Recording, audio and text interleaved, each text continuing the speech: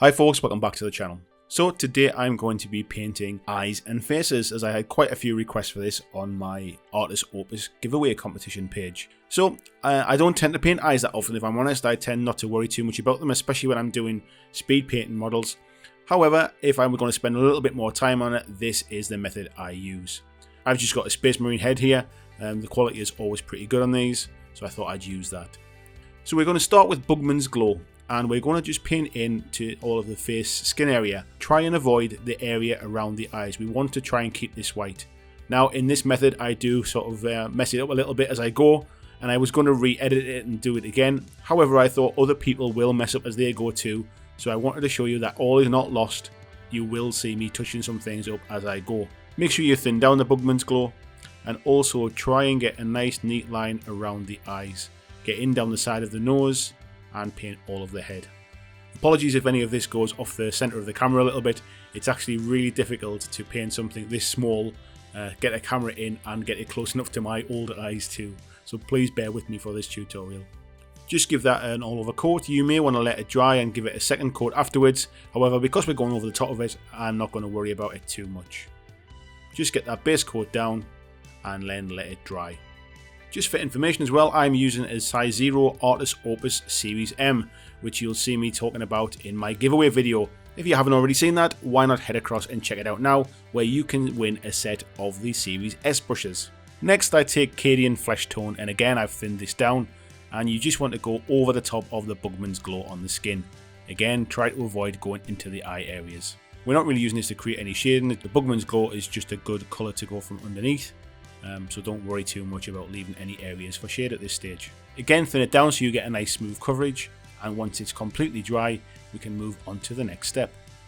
Here I'm using a much smaller brush because we're really getting into some detail work, so I'm using a 000 of the Artist Opus Series M brushes. Here I'm going to take a Baden Black and I'm going to run a very thin black line across the sort of underneath the eyebrow, just where almost kind of to create a shade above the eye.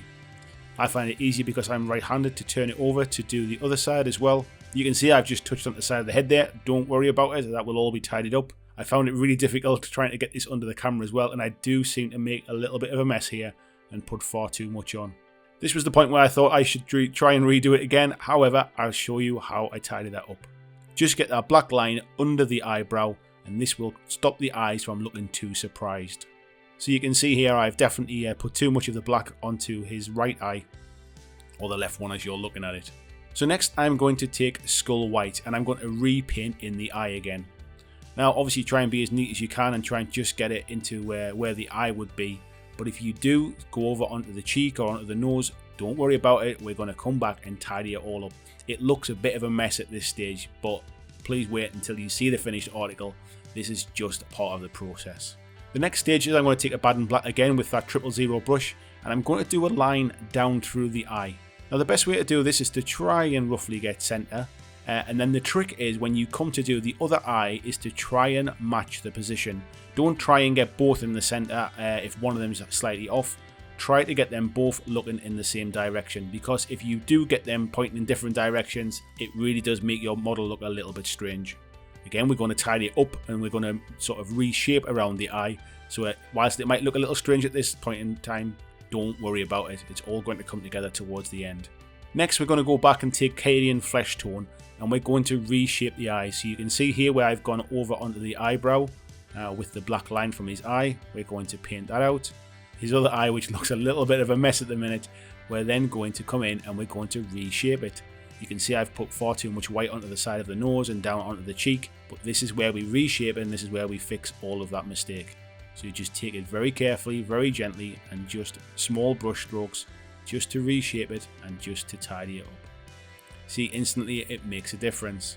If anything, I probably haven't quite sort of lined the eyes up in exactly the right direction, but this is good enough, especially when I'm trying to do it under camera.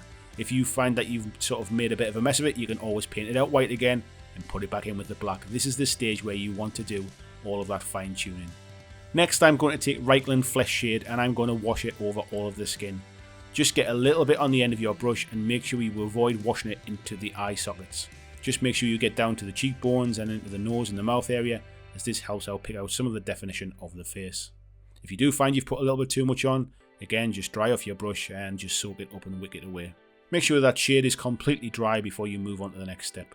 Once that's done, we're going to go back and we're going to take the Cadian Flesh Tone again, and we're just going to pick out some of the areas and highlight them back up. The areas you want to be picking up here are things like across the bridge of the nose, across the eyebrows, maybe around the top lip, and across the top of the head. Now once you've done this, this can be just the finished model. Once you get a little bit more skill with the brush, you can then come back in with something like a 50-50 mix of Cadian Flesh Tone and Pallid Witch Flesh, and pick out sort of real fine lines around the cheekbones and on the forehead. However, for a relatively sort of slightly higher than tabletop standard, I think this is more than good enough.